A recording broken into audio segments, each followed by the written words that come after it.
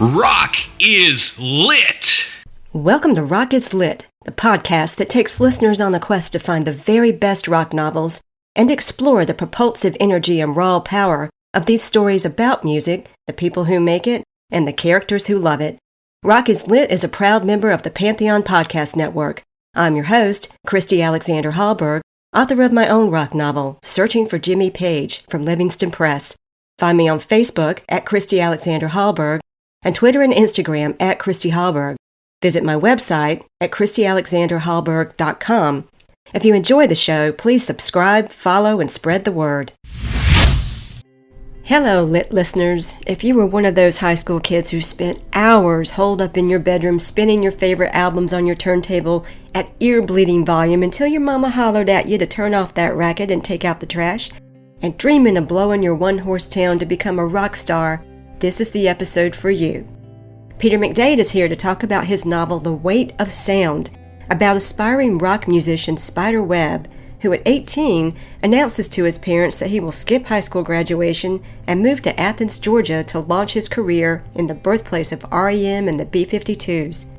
Through rotating points of view and covering a span of over 20 years, the book traces the ways Spider and his music affect the people in his life: family, fellow musicians, girlfriends, fans, roadies, and music industry lackeys. As drummer for the rock band Uncle Green, Peter McDade spent 15 years traveling the highways of America in a series of Ford vans. While the band searched for fame and a safe place to eat before a gig, he began writing short stories and novels.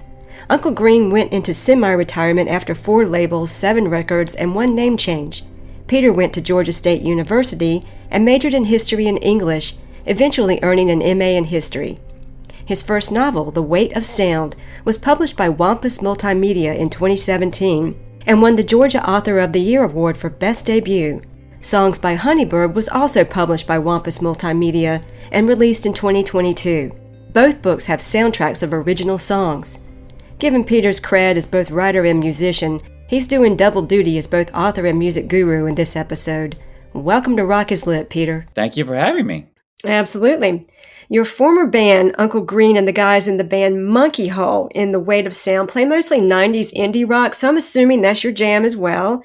I also know from the blog you write on your website that you love Prince, as do I. Yes. So when I saw that, I thought, yeah, this guy's coming on my show. I don't care if his book sucks or not. It's just an added bonus that it's a great book. Thank you. But anyway, so I'm jonesing to find out who else is on your music radar. So let's play a set of 5 questions. Great. What's the first album or record you bought? It's very timely this week, but my first purchase of my own was Rumors. As soon as you said timely, I knew you were going to say Fleetwood Mac. It was Rumors. It was 6th grade, and my sister had a copy, but I couldn't keep borrowing her copy. So I had to throw down my own hard money and just listen to it endlessly. You know, the weird thing is Christine McVie just recently died, as we all know. I was reading your book. I was finishing up your book, and I took a little internet break to see what's going on in the world and learned that she had passed away. After a little bit, I went back to your book, and I kid you not, the first thing I read was on page 122 when Danny is humming along with a song from Fleetwood Mac's album Tusk. And I thought, This is very strange. Rumors is a great album. I can listen to that over and over now. So timeless. I can too. And Tusk also, at the time, I got it like the day it came out. And it took me a while because it's so different. Yeah. But that's one to this day I can listen to because it's so many levels to that. And her song over and over starts it. And I just love that song.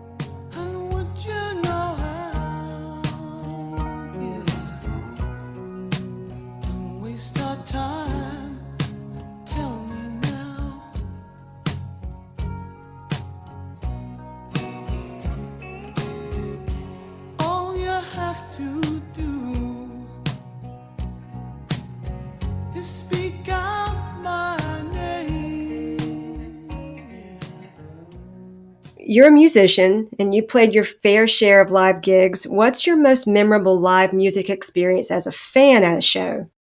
As a fan, it's the first time I saw Prince.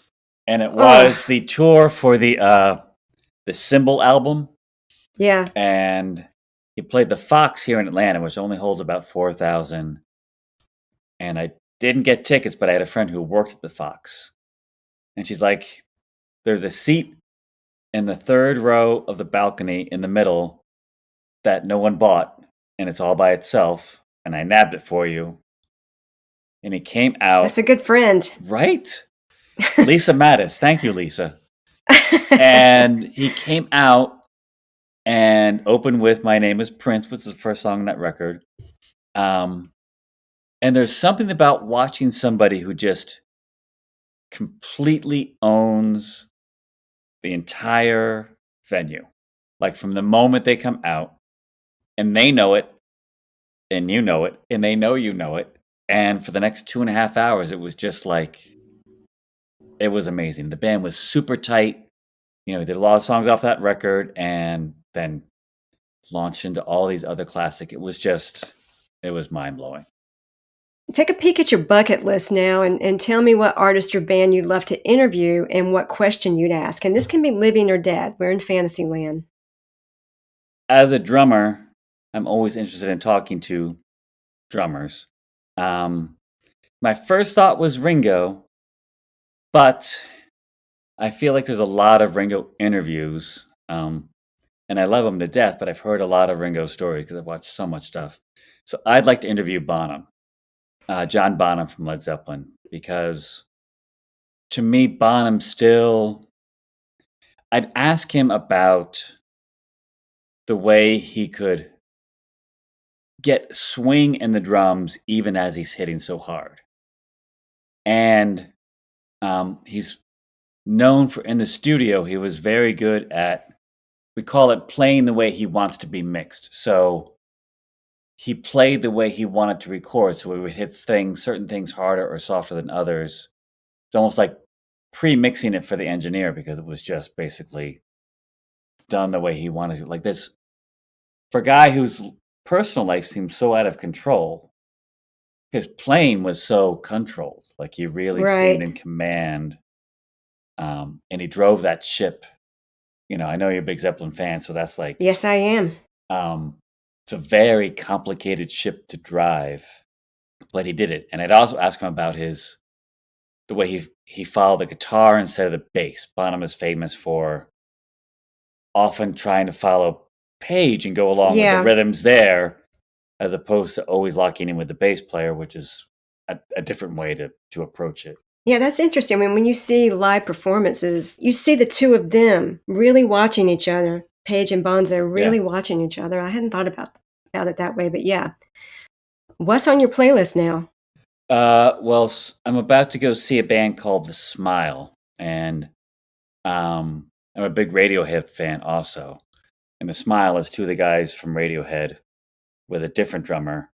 Um, and they're playing here at a small place in Atlanta, and I've had tickets. I'm kind of excited about that. So I'm listening to that a lot. And I'm also still listening to a lot of Prince because I'm working on my blog. I'm working through all of his albums chronologically from beginning to end. You'll be busy for a while. I am. It's taken a long time, and I'm at Emancipation. Okay. So it's 3 CDs that I've got to kind of digest and figure out how to. It's turned into a very interesting writing exercise because there's so much to say. The key is to kind of whittle it down to the stuff that's most important for that record. So sometimes I'm not even talking about some of my favorite songs. I'm trying to get across what's unique about the particular record that I'm listening to. I think the blog is great, and I've read the entries. They're short. Most of them are fairly Yeah. short. So you are zeroing in on these really specific things, and that's what makes it so interesting. And any Prince fans out there, you need to go to Peter's website and read the blog because it's really interesting. Thank you. So you've written 2 rock novels, Songs by Honeybird and The Weight of Sound, which we're going to talk about shortly. If you were writing a third and had to feature a real life artist or band in it, who would it be? This also came to me just recently because I decided, of course, I was trying to pick about drummers because I think drummers, as almost sort of quarterbacks of the band, right? make very interesting ways into the band. And I thought Mick Fleetwood has been through so much, right? Because he and McVie were the steady presence in that band. So you've got the whole like 60s thing happening. With Peter Green, yeah. And then the 70s over the top indulgence mega tour thing happening. And then the 80s financial crash, drug problems, interpersonal dramas. And then it comes back at the end where they reunite and go back on tour. Like, there's so much there. I think he would be a great filter for all of those time periods. He'd just be a great character, period. I mean, you look at him and he looks like he's out of his mind. It's either the coke or he's just naturally that way. Yep. But what an interesting and tall, character. And looms over the kit. Mm-hmm. And also, again, for such a really tall guy, and like physically you would expect him to play a certain way, but he and McVie, they're all about the groove when you listen to those records. It's like sometimes he's just keeping like a kind of straight groove that kicks on all four, and like it's nothing fancy, but it's just like floating along. If listeners want to go, I would say go listen to You Make Loving Fun, that McVie song. And the verses of that are just like super, almost slinky, and the kick is just going. It's a very hard thing to pull off. So I think he's fascinating. Okay, listeners out there, anybody writing rock novels, we've thrown down the gauntlet. Yep. Let's take a short break and we'll be back with Peter McDade. In the meantime, let's hear a little Uncle Green.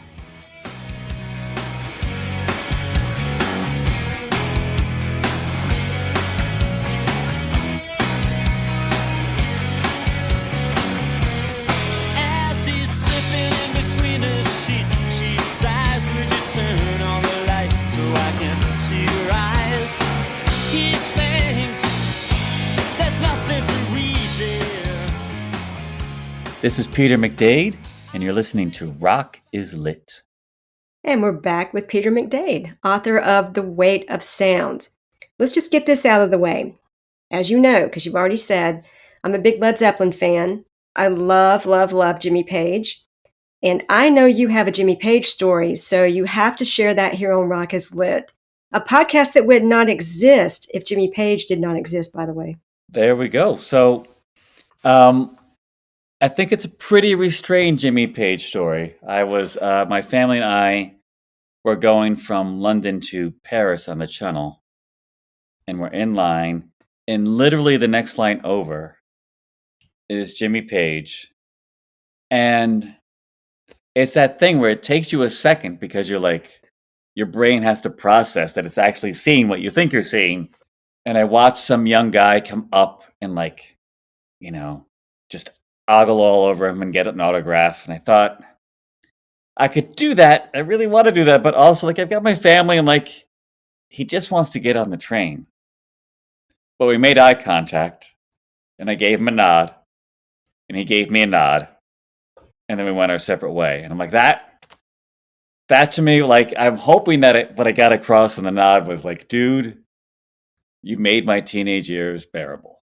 Like, those records and having those records to listen to were something to do after a really crappy day at school. So thank you very much. I'm hoping that nod got all that across. I'm thinking that nod said all of that to him. I hope so. And I'm thinking that nod you got from him is going to last you a lifetime. I still see it. I get it, because he only said 2 words to me when I chased him down the hall at the Hammersmith Palais and said, Jimmy, I came all the way from America just to meet you. He said, I'm sorry. In my mind, hey, we met. We're best friends now. Yep. We're having tea and crumpets next week. Yep. I get it. Just that little bit of contact. It was a good moment, yes. Moving along here. You started playing drums when you were 8 and spent most of your 20s making records and traveling the country. You said that one thing you never wanted to do is make a solo record. The exact quote, I believe, is, I have never wanted to try and out Ringo. As a follow-up to that proclamation, you said that you consider The Weight of Sound to be as close to a solo record as you will ever get. So tell me a little bit about how long it took you to write that novel, get it out, and how close to your own experience as a musician is it? So it started just as a series of short stories. Um, and in fact, the first story I wrote isn't in the book. It wound up being tossed aside. Well, it has to do with a guy named Bob, doesn't it? That's right. It is on the website. Um, and a friend of Bob shows up with a tape from this band, Monkey Hole, and I became interested in what happens. Almost like it's you can tell it's an old story because at first it's just a cassette from a practice. Like if I follow that music into the lives of other characters, like what will I find? And once I had three or four stories that I thought were pretty good, suddenly it occurred to me that I could actually create a universe to Mm-hmm. to build that on. I don't know if you ever read any Robertson Davies. He's a Canadian author, No, I haven't. and he writes these trilogies. So they're three novels, and a minor character in one will be a major character in the next, or vice Okay. versa. And I thought, well, I don't want to write three. I don't have three novels in me at this moment in my life, but almost that idea for short stories, like a minor character in a story will later on get a chance to kind of move forward for a little bit. And can we kind of build out the universe of this music? The music is almost a consistent character in all the stories. And the challenge was to not make it exactly like my own life. Like I didn't want to write a memoir. Um, so instead of making the primary band a four piece, I made it a trio. I always like power trios. I think it's a very interesting dynamic. Um, Zeppelin is almost a power trio. They have the lead singer, but musically live, right? It's just those three instruments. Right.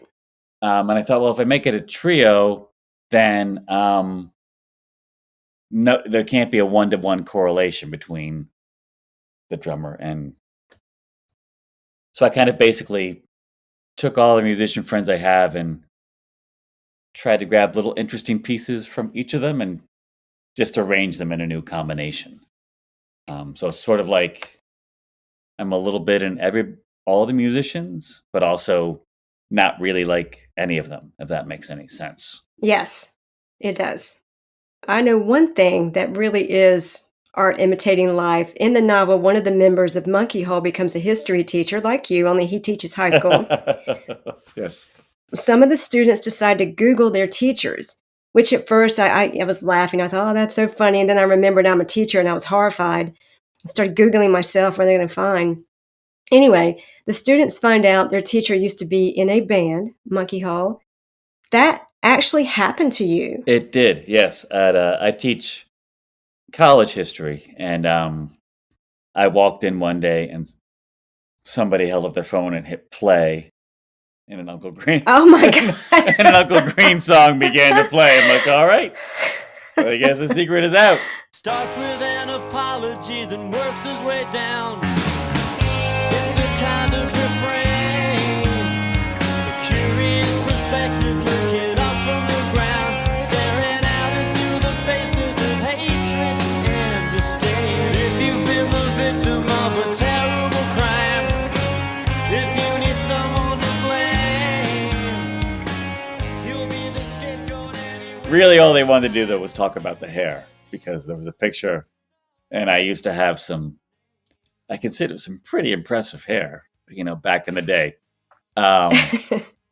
So yes, it was very interesting. It made me think that I'm hoping what they got out, right, since we're history in that class, like everybody has a history. Like I did not walk into this room having not done anything else. Yeah.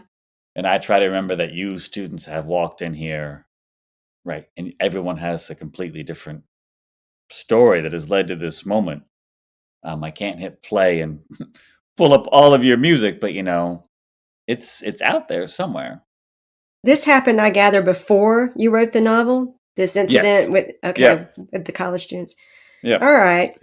I was wondering about that. Was that life imitating art or art imitating life, or how that worked out with the time sequence? The novel, actually, The Weight of Sound came out right around that time, maybe, but it was already written. And when the novel came out, as I was teaching college, I was thought like, well, now I want you to Google me because maybe you'll go buy the book. But Right. no one's done that yet. Well, you don't know that. They may have. True. I don't know. They Yep. probably have. Yeah, go buy some book, kids. Exactly. Go buy the book. I'll Peter students. Going back to that scenario in The Weight of Sound where the kids out their history teacher, so to speak, it brings me to my next observation about the novel, which is the idea of forgotten bands and underground or lost albums. There are these two teenage boys in the novel who discover Monkey Hole years after the group is disbanded, and they get the band's one album, which they just go crazy over. It's like their little secret. They don't tell anybody about it, except for, well, one character shares it with this other fella. But Monkey Hole becomes their obsession in a way. And I'm kind of flashing on Dana Spiotta's novel Eat the Document, which deals with lost and underground film and music. But I'm wondering, is there a band or an album that you stumbled across as a kid that just knocked you out, that nobody else was listening to? I'm thinking of a couple that people passed me cassettes of. There's a band called Television, which is not super Yes. underground. I love But Television. you can imagine, right? And you can imagine a kid growing up in the 80s in Jersey, like, this is before the reissues on CD and stuff. It was just somebody getting a hold of his brother's vinyl and making a cassette to hand it to all his friends. Like, you've got to listen to this. And also Big Star. Yes. And Big Star's third, which is the super moodiest one, somebody gave me a cassette of that. I'm like, what the hell is this? Like, I've never heard anything like this. And to know that it's out there and like if it's not on the radio, I couldn't walk down to my local Woolworths, which is where I had to buy a lot of records in my town. Like, it was very hard to find. But it's an interesting idea that music is out there and that you can somehow, if you're lucky enough, stumble across it and be kind of the small, insider group that knows something other people don't know. Mm-hmm. I remember when I first learned of Robert Johnson, and I think you and I are around the same age. I was born in 1969, and so I'm a teenager in the 80s, and I'm going, you got to hear this guy. This is just amazing. And, nobody's interested in that. It's Madonna Nope. and what have Yep. you. So I could relate to these kids having this music that nobody else is really familiar with or even gets. Yeah, it's the combination and even if you pass it on as somebody, it then takes another select group to get it, to be like, oh my God, to 15 seconds into that Television album, See No Evil is the first song and that guitar riff began, like, Jesus, what is this? Like, where did this come from? And how come I've never heard it before?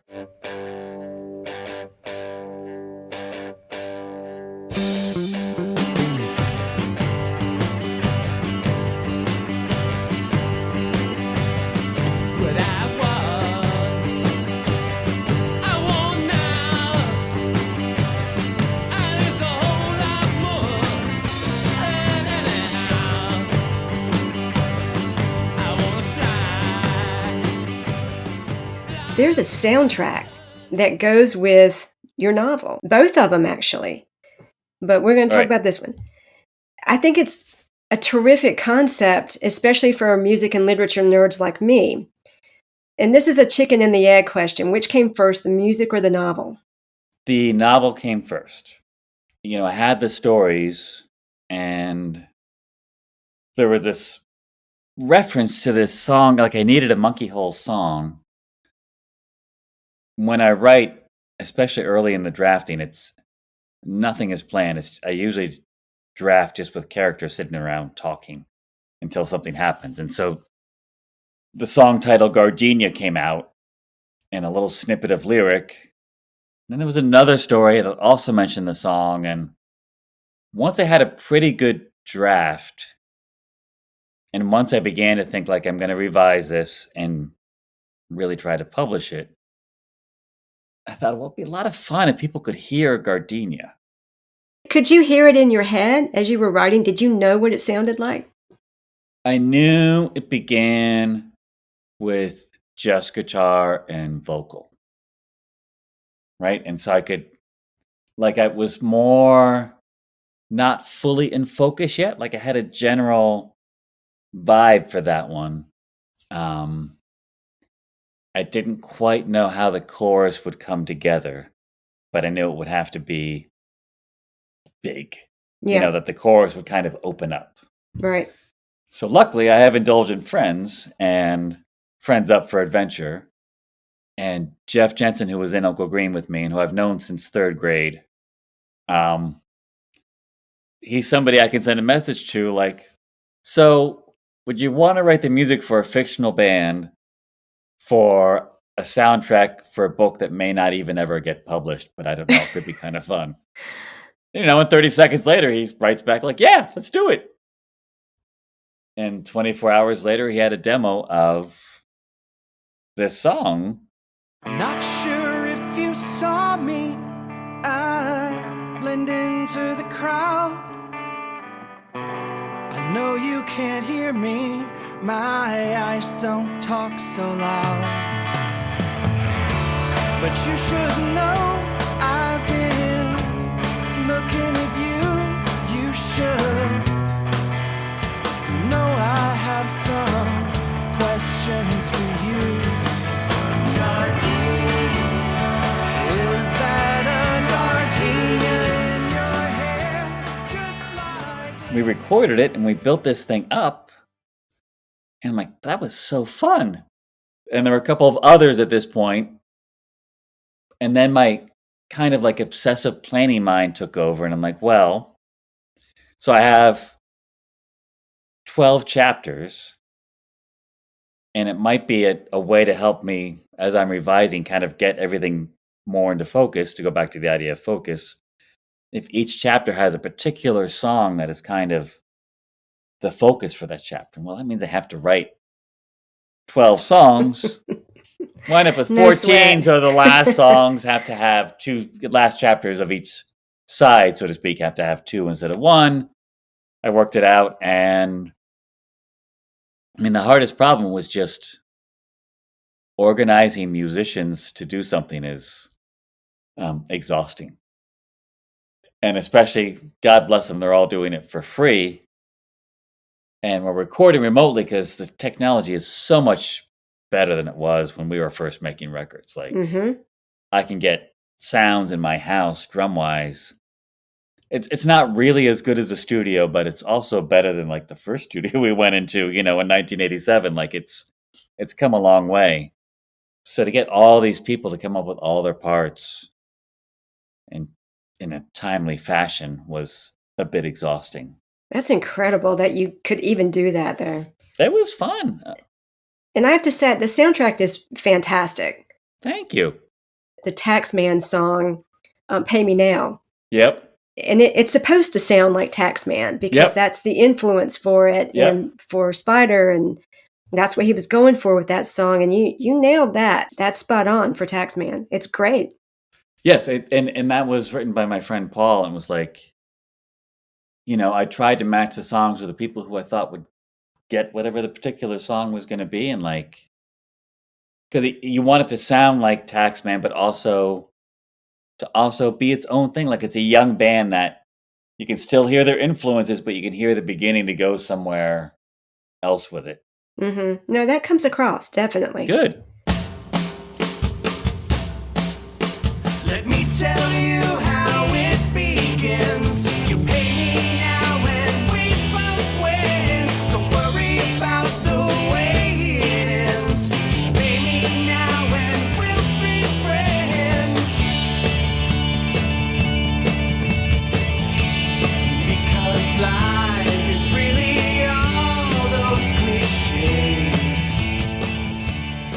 Susan Rebecca White, author of the novel A Place at the Table, said your writing in The Weight of Sound is as tight as John Bonham on drums, speaking of Led Zeppelin. Now that's some praise. But drummers take a beating in your book. There are drummer jokes the characters make. Where do you go to find a drummer in Athens? Domino's. They're referred to as insecure. Somebody says no one listens to drummers when they're not behind a kit. In one of Spider's chapters, he says this in reference to a groupie he comes across in Barcelona. It's a quote. There's a friendly glint in this one's brown eyes, though, and a face that registers more than a few steps above drummer level. Ouch. Now, you're a drummer.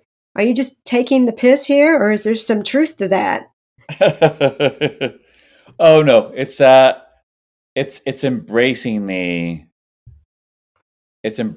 what I know to not be true. Okay. Right. So the drummer jokes I've heard my whole life, and I think they're funny. And I think that sometimes, maybe less so now, but I think sometimes from the outside, yes, people think, quote unquote, just the drummer. But you talk to any musician in a band, right? And they know that the band is only as good as the drummer. Mm-hmm. There's some things you can cover up from, but obviously everyone in the band has to be good and work together and all of that. But the drummer has to match the song. Does that make sense? The drummer, he's the player who really has to. Bonham would not have worked in the Beatles, right? Right. And Ringo would Right. not have worked in Led Zeppelin. It might have, but it would just be a different band. I think of them as constantly playing the song, right? So, getting back to Bonham's ability to hit really hard but still swing, or to have a song where he doesn't hit really hard. So, it's not really dissing drummers. I love drummers. My best friends are drummers. It's just kind of having a knowing laugh at it all. And Fair enough. And the drummer in this particular band goes through some challenging times. Yes, he does. What do you think makes a great drummer? I think knowing when to play and knowing when not to play. I think having such a strong sense of time that you can screw around with the time when you need to. Yeah. I think listening to the song, which seems kind of obvious, but not necessarily. I teach now. I love all my students, if you're listening. But sometimes they can be bored if I'm making them work on a particular song because it's not super flashy. Back to Mick Fleetwood. Those songs are not super flashy, right? Mm-hmm. The chain is basically, just driving on the floor the whole time. But when the fills come in, they're just right. And the mood of the song is captured in the drums that he's playing. I think being super chill is very helpful because I love all my guitarist and singer friends, but they can be a little high strung sometimes. It's very good if you have a drummer who can not necessarily mediate, like that might be too much pressure on the term, but just be able to literally roll with what's going on and to be able to not get swept up in it. Like if you've watched the Get Back documentary. Oh, yes. Amazing. And there are moments where Ringo is just sitting there with his eyes shut. I know. And I'm like, dude, I have been there. Because you've got three strong personalities debating X, Y, or Z. And it's like the last thing the room needs at that point is Ringo piping up with some fourth option. Because all three options are good and they're going to work it out. And your job is to listen and just, every now and then they will turn to you, like you'll need to break a tie and get your ideas in. But maybe reading the room is part of it then too. It's like knowing when it's time to just shut your eyes, take a deep breath, relax, and not make things any more tense than they already are.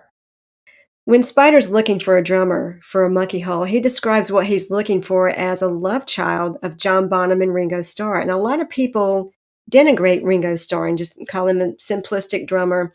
What do you think people are missing about Ringo? They're missing and it's hard to describe it. It's a thing that can't be quantified. So maybe that's what they're missing. They're missing the feel, if that makes sense. There was a vibe. There was a feel to him playing behind the kit, where you know as soon as he begins to play that it is Ringo. He's playing the songs, right? So something like Rain is an amazing song with fills out the wazoo, and that's what the song worked best at. I'm sure they've tried it lots of different ways. For me, if you're going back, because they just reissued Revolver, so it's on my brain. Which is my favorite Beatles album, by the way. It's amazing. To me, She Said is still one of the best Ringo tracks because of the way those fills work in, and the song keeps rolling even as he's doing all those kind of little syncopated offbeat fills. I think they're looking at a kind of silly at times guy behind a relatively small drum set and thinking, I could have done that. And actually, like, no. There's probably like one human who could have made the Beatles work as a drummer, and it's luckily for them they found him. Yeah. And I had a friend of mine, also reminds me of Charlie Watts. I had a friend who put together a long streaming tribute concert to Charlie Watts. So I learned 24 Stone songs. And again, deceptively simple, but actually there's a lot going on there. And to come full circle, Charlie and Keith are very much like Bonzo and Page. Like, that's the core right there. And if you look at live clips, a lot of times it was Keith and Charlie locking eyes because that was the heart of the song, the music right there, the way those two fit together. Well, talk about chill drummers. They don't come any chiller than Charlie Watts. Right? He's just there. He's just there. And they're never going to be the same without him. I do wish they had the same way Zeppelin did after Bonham. I wish the Stones had just said, you know what? There's no Charlie, so there's no Stones. Changing gears a little bit. In Spider's chapters, especially the first one, he offers some interesting words of wisdom. I'm going to throw a few at you, and I'd like you to give me your take on them. Here's the first one. People with backup plans always use them. That one really resonated with me. It's very spidery to me, if that makes sense. Like, that is certainly. I have learned to have backup plans as a parent, as a teacher, right? You go in, you said you teach. There are some days where you're like, I'm going to do X, Y, and Z. And after 5 minutes, you're like, none of it is working. The room is dead. I'd better go to something else. Yes. But I also can relate when we were young, we were really deciding to go for it as a band. And this will be hard for our parents to hear, but like, none of us signed up for college courses or anything because it was really important to be like, we are jumping off this cliff together. That is what we are doing. And if anybody had this idea that we're doing something else, like, you might not take that final step off the cliff. And Spider never had another backup. Like, Spider, that's why it's very spidery to me. He never went to plan B or C. He had one thing he was going to do. Here's another one. A good band can and should look like a democracy as long as everyone knows that one person calls all the important shots. That was funny to me. And it's also true. I mean, a pure democracy with the four of you, in our case it was four, the chance of a four-way tie or a two-way tie are pretty intense. And we had two songwriters, and very early on, it became clear to all of us, almost without being spoken, but if there's a debate about a song and no one can agree, the tie will be broken, and it will be broken by the songwriter. So it's a democracy, but at the same time, it's not. Right. And sort of gets back to what makes a good drummer too. It's like, unless I'm the main songwriter and singer, right? For me to expect and demand equal voice in deciding whether or not that bridge should modulate up or not, like at some point I have to accept the fact that that's not my call to make, Okay. right? Mm-hmm. You know, I can help with the set list too, but at the same time, if we're going to do these particular two songs in a row because it's easier to sing that way, or it's a tuning thing, like it's at some point it's not my call to make. But it's very important. You think it's a democracy, right? You know, the illusion. Keep the illusion. Yes, and in many ways it was, but at the same time, even our own country is a democracy, but it's not exactly a pure democracy. True dat. Right. There are two more in the Spider's words of wisdom. All right. If you're not going to take ownership of the show, no one in the crowd will want to buy it from you. So I'm assuming this has to do with the job of the front man. Yes. I mean, and the band in general too.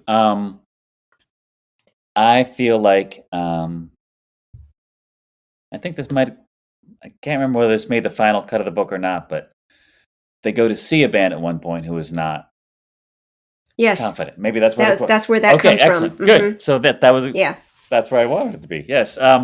You can tell. I can tell even I think on a recording, like this was a band who was owning this sound at this moment, or this was a band who was wondering whether or not this works.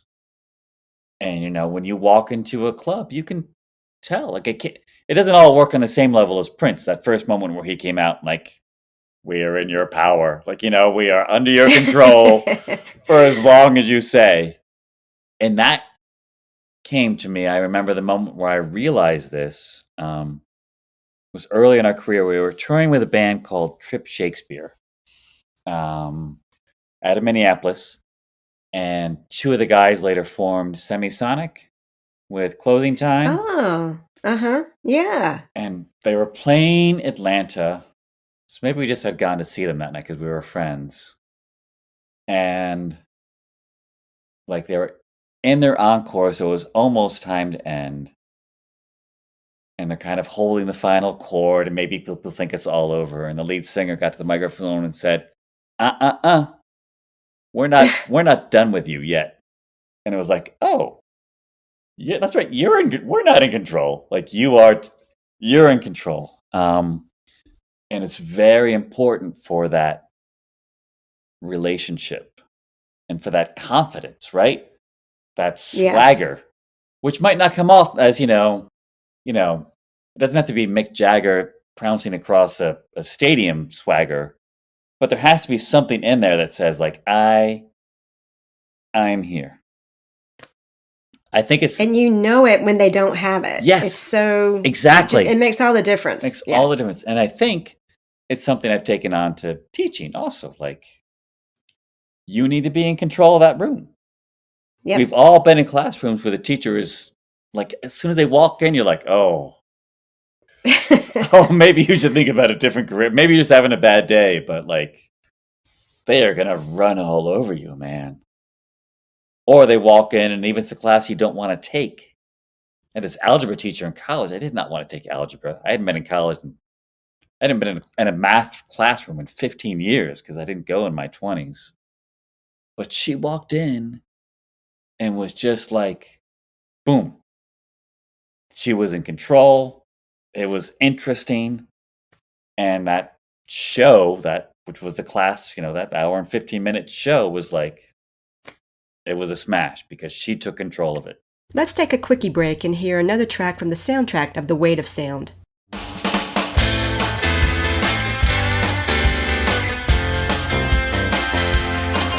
time to buy a card for Jesus and a bottle for Indra. Get some coffee for Muhammad and a chocolate for the Buddha. The best way to leave this world behind is to grab the best cards you can find and toss the map aside and drive into the sky. There's another character, Jimmy, the road manager from Monkey Hall, who also offers some words of wisdom about touring.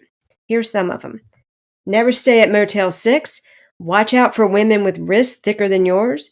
When the record company says, "We're all behind you, boys," you know things are really bad. Everyone will get sick at least once, and it won't happen in Boise or Iowa City or the other Jacksonville, the one in Alabama. Someone's gonna get sick in some important city where lots of radio and press and record company dweebs are expected to be at the show. I'm assuming these are hard-won lessons learned from your years of being on the road. Yes. Motel 6 was always the worst. The rooms were always dirty. They were like a little smaller, so like, especially early on. Later on, we each got our own bed, which was just like amazing. But early on, when there's 4 of you and 2 to a bed, and it's like the bed is literally right against the wall. You don't even have that like little inch where you can kind of stick your arm off. Everybody gets sick. I still remember playing San Diego opening. We were on a tour with Matthew Sweet, and so they're all really good crowds. But I was so sick. And yet, for 45 minutes, you've just got to get out there and do it however you can. It's just how it is. And I also remember being backstage in LA and somebody from Atlantic saying, "I'm going to be your soldier. We're all behind you." And it's like, oh, shit, we're doomed. Run. Yeah, that's like saying "bless your heart" in the South. Just Exactly. run. That's exactly what it was like. Yes. Right. So I get all that. I get the Motel 6. I get all that stuff. But the women with wrists thicker than yours? What's up with that? That never happened to me. I was trying with these to also get across Jimmy. Right. Okay, And yeah. so that's, to me, of all of them, I'm glad you picked that one out. That's the Jimmy line. Does that make sense? Okay. Right, to try to Yes. add something that That's his that own only thing. that particular character would say. Because there are a lot of archetypes in the book, right? There's the road manager archetype, but I'm also trying to make them more complicated than that. Yeah. Because road managers are fantastic creatures and they can do magical things, but they also, back to everyone having a history, they also have all this stuff that you don't always know about. Maybe you hear about them in the van if they feel like sharing, but sometimes it's just like he was recommended to you and he's really good at his job. And a lot of times in the van, you don't feel like talking or sharing. You're just sleeping or reading a book or just trying to pretend you're not going to be in a van for the next 8 hours. So, you don't always bond. Well, since we're talking about touring, when Monkey Hole is touring in the book, they play this game called Only Pick One. And it's a game to break up the boredom of being on the road. And I'm guessing this is something that you probably did when you were touring. For old time's sake, let's play a game of Only Pick One here on All Rockets right. Lit. So I'm going to throw some stuff out at you. So we'll start with bassist. I'm going to list 3 and you can only pick one. John Paul Jones, Bill Wyman, or John Entwistle? Oh, John Paul Jones. My man. Drummers. John Bonham, Keith Moon, Ginger Baker. Notice I left out Ringo. Bonham. Yes. And actually, for me, Keith Moon, just personally, it's too busy. It's just not my. Okay. Well, he was It's- just nuts. It's not my thing. Of those three, Bonham by far. Okay. Singers: Robert Plant, Freddie Mercury, Chris Cornell. Oh, Freddie. Yes, I love Led Zeppelin, but Freddie Mercury is God. Yep. Yes, I Yeah. also love Led Zeppelin. But the range, and again, no diss to Robert Plant, who was amazing, Yeah. but there's a variety there within that one voice, right? The different styles, the way it could be stacked, which is just not something they did with Plant, so we don't really know that he could have done it, but you could stack Freddie 10 times with 10 different tones and pitches and just have that tool. Okay, trios: Cream, Rush, or the Police. Oh, interesting. My answer will. Here's the thing. Of those three, like the Police records are the ones I would probably listen to more often. Yes. But I'm so glad that Rush existed. And as a teenager, that was my jam. And again, that's a drumming style that's not particularly mine. But then also, there's a documentary about them called Beyond the Lighted Stage. Totally entertaining. And they're just like the sweetest humans that ever made a whole bunch of money playing rock shows ever. Well, Geddy So- Lee seems like a nice guy. And they got along so well. And no offense, but if I pick the Police, I'm stuck with Sting. And there's a lot going on there. So I'm going to go with Rush. Fair enough. Here's the last one: guitarist. Really think about this. Think All about right. these choices: Jimmy Page, or Jimmy Page. I can't choose. You can't just choose one of the Jimmys. We'll go with all three then. Jimmy times 3. Yep. Before we move into the last segment, let's hear another song from the Weight of Sound soundtrack.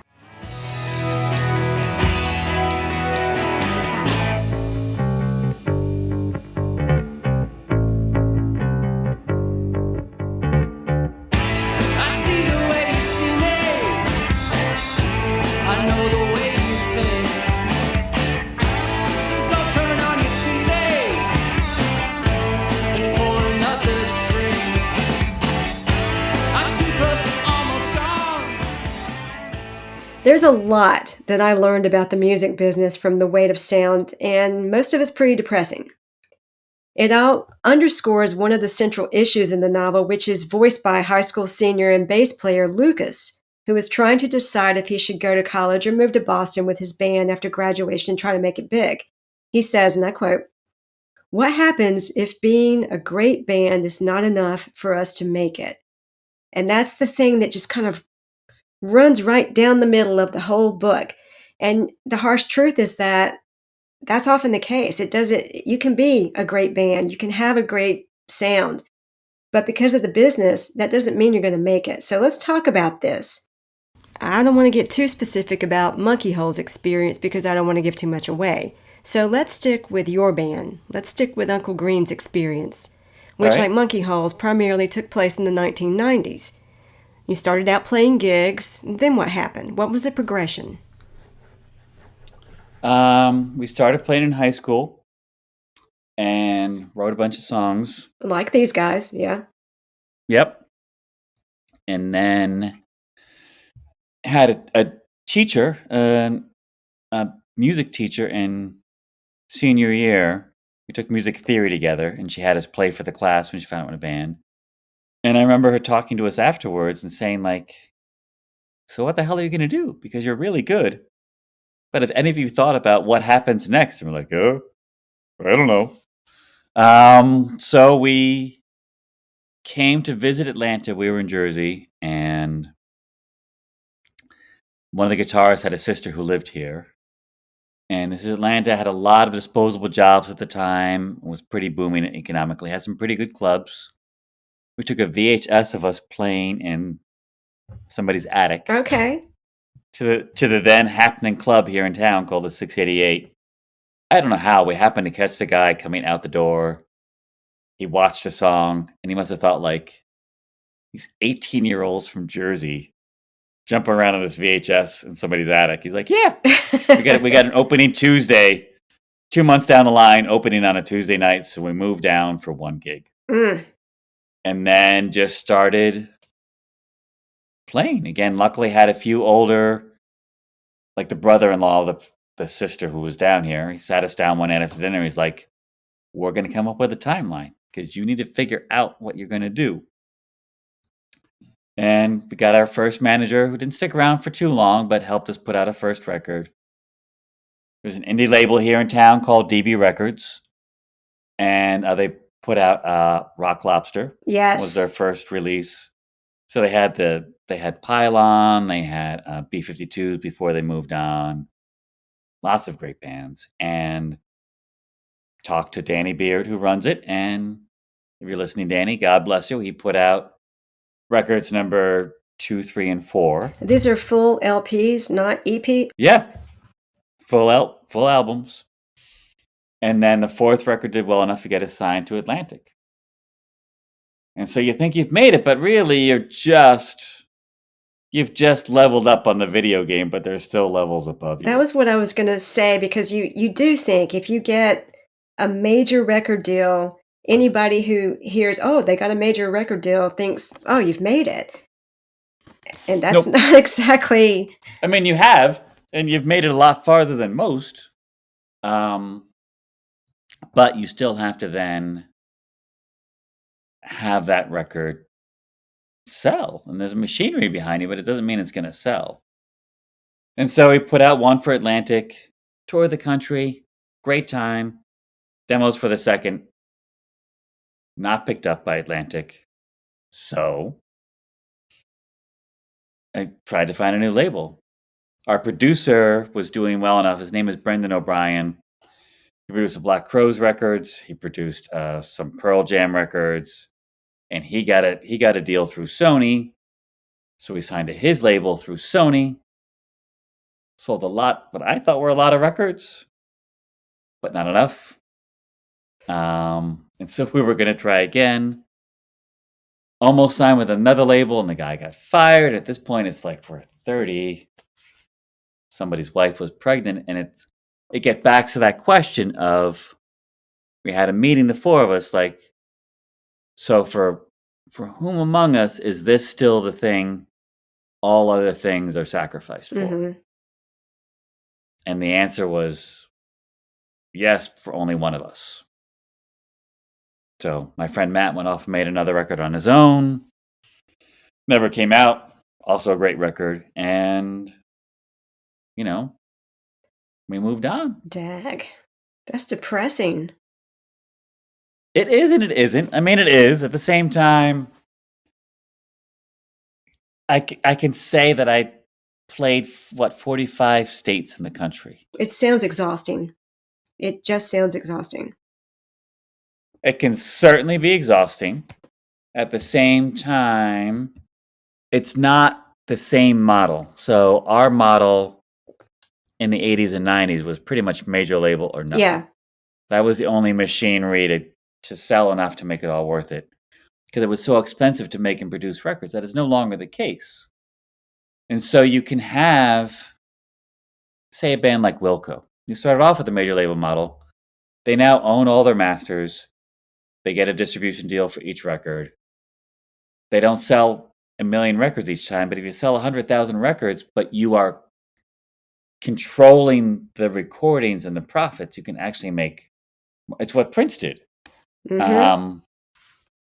For those deals we signed, the old model was, and the major label model probably still is, we sign, we get a certain amount up front. We don't make any royalties off the records until everything is paid back.